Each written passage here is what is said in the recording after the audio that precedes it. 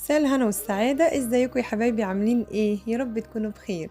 النهاردة ان شاء الله هنعمل الوصفة القمر اللي انتوا شايفينها دي. هنعمل الكنافة بالمانجا والكريمة، حاجة كده بجد تحفة جدا. ليه الكيلو ب200 وب250 جنيه، واحنا في امكاننا ان احنا نعملهم بمقادير بسيطة جدا جدا، بمقادير ان شاء الله تكون موجودة عندك. تعملي الجمال والحلاوة دي بنص كيلو بس من الكنافة. عايزة اقول لكم كمان الكنافة مش غالية والله، جايبة يعني النص كيلو تقريبا كان ب15 أو ب20 جنيه. وطبعا المانجا عندنا في البيت، أكيد طبعا أكتر الناس مخزنين مانجا عشان إن شاء الله رمضان بإذن الله. يعني حاجات بسيطة خالص هتشتريها من بره وهتعملي لولادك أحلى كنافة بالمانجا زي ما انتوا شايفين. بجد طعمها حلو جدا جدا. وقبل ما أبدأ الفيديو بشكر حبايبي اللي بيرفعوا لي على المنتدى، وبشكر كل اللي بيعمل لي لايك وبيكتب لي تعليق، جزاكم الله خير يا رب. ويلا في البداية نقول بسم الله. واول حاجه هنا معايا نص كيلو من الكنافه. بامانه كل الكميه اللي قدامكم دي كان نص كيلو من الكنافه. طبعا بجيبها واحطها في الفريزر، وفي اي وقت بحب استعملها بطلعها، وطبعا بايدينا كده بنقطعها بايدينا بتتقطع على طول. بعد ما فرقتها كده شويه بايديا، حطيت بقى هنا شويه من السكر ده بودر، وشويه من الزبده السايحه. وزي ما انتوا شايفين كده انا بفركها كلها كده علشان ادخل فيها السمنه او الزبده وادخل فيها السكر. زي ما انتوا شايفين معايا صاج هنا. طبعا الصاج دوت انا مش حاطه فيه اي ماده دهنيه لان انا حاطه في الكنافه. دخلت بقى الصاج كده على درجة حرارة 200. ما شاء الله زي ما انتوا شايفين كده طلع جميلة جدا جدا. وهنا كنت عاملة لهم طواجن المكرونة كده باللحمة، وفي نفس الوقت كنت شاوية لهم بطاطا في الفرن. حبيت اديكم اللقطة ديت كده لان اليوم دوت كان الفرن طبعا ما شاء الله كان والع طبعا على البطاطا وعلى المكرونة. رحت بقى حاطة كمان معاه الكنافة، وطلعت ما شاء الله الكنافة جميلة جدا جدا. هنا بقى خلاص احنا خلصنا بقى الغدا، وخلصت كمان البطاطا شويتها. وهنا بقى جبت لكم كده لقطة طبعا من المانجا اللي احنا ضربناها، ودي لقطة من الكريم شانتيه. شايفين ما شاء الله عامل ازاي تحفة جدا اللهم بارك. وهنا كانوا كوبايتين طبعا من الكريم شانتيه بودر، ونص كوباية من سكر برضو بودر، وطبعا كوباية من الحليب، كوباية من المية المتلجة، يا اما تحطي مية بس يا اما تحطي حليب بس. وضربتها كده كويس جدا لحد ما شاء الله ما عطتني القوام اللي انتوا شفتوه ده. طبعا الكيس ده بيتباع عند مستلزمات الحلواني، مش غالي. هنا الكنافة ضربتها كده ضربة بالكبة علشان تبقى ناعمة بالمنظر ده. ما شاء الله عايزة اقول لكم طعمها تحفة جدا اللهم بارك. هنا نزلت بقى بمعلقتين كده من السكر، برضو سكر بودر، ونزلت هنا بكيس كده من الفانيليا. عايزه اقول لكم هتدي للكنافه ريحه حلوه جدا جدا. هتقولي لي طب ما انت حطيتي سكر في الكنافه وهي نيه. انا عايزه اقول لكم معلقتين السكر اللي حطيناهم دلوقتي هيدوا طعم حلو جدا جدا للكنافه. انا بصراحه مش عايزه احط سيرب، لاني لما بحط سيرب على الكنافه بحس ان الكنافه كلها ماسكه في بعضها. لا انا عايزاها تبقى مفرفره كده زي الرز، زي ما انتوا شايفين معايا كده، مش عايزاها تبقى ماسكه في بعض. حطيت طبقه من الكنافه، ويلا بينا نحط طبقه كده من الكريمه. عايزه اقول لكم والله نص الكنافه ما شاء الله اللهم بارك عطاني كميه حلوه جدا. طبعا هتشوفوها معايا. يعني بدل ما نشتريها فعلا ب200 وب250، وفي ناس بتباع اكتر من كده، احنا نعملها. والله عايزه اقول لكم يعني ما شاء الله 3 منجات بس اللي انا خدتهم، يعني ما شاء الله عطوني كميه حلوه جدا جدا. خدت منهم واحده كده وضربتها بقى من غير ميه. شايفين ما شاء الله القوام عامل ازاي تحفه جدا.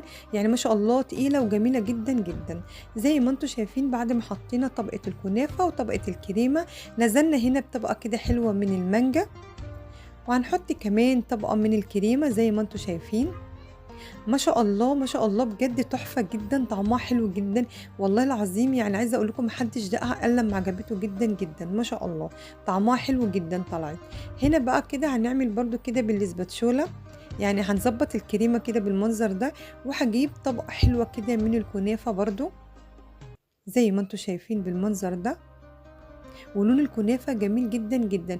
بصراحة ما رضيتش اعملها على البوتاجاز من فوق لاني كنت هقف كتير، فقلت لا البطاطا محطوطة في الفرن، احط بقى جنبها كمان الكنافة.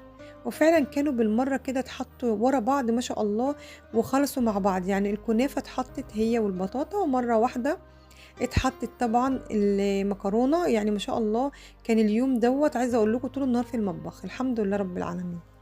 هنا بقى معانا المانجا كده، والمانجا احنا مقطعينها مكعبات بالمنظر ده. زي ما انتم شايفين الطريقة بسيطة وسهلة، وبجد طعمها تحفة والنتيجة بجد مبهرة ما شاء الله. وطبعًا حطيها شوية بقى في التلاجة، طبعًا غير ما تاكليها في وقتها، يعني لمّا تحطيها شوية في التلاجة بتدّي طعم حلو جدًا، كل حاجة بتتماسك بقى مع بعض، بيكون الطعم حلو جدًا، جدًا. وهنا هنعمل وردات كده صغيرة بالمنظر ده، وهنا عندنا بقى المُلمّع كده بتاع الفاكهة، حطيت كده برضه على الوش كده. عايزة أقول لكم إن أنا عندي يعني كذا قُمع للتزيين، بس يعني تقدروا تقولوا كسل منّي إن أنا أفتح الدولاب وأطلّعه، لقيت ده القُمع ده قدّامي فعملت بيه الوردات وخلاص، اللي هو بقى يالّا عايزة أخلّص أقوم أقومك كده بجد علشان إيه، عشان أرتاح.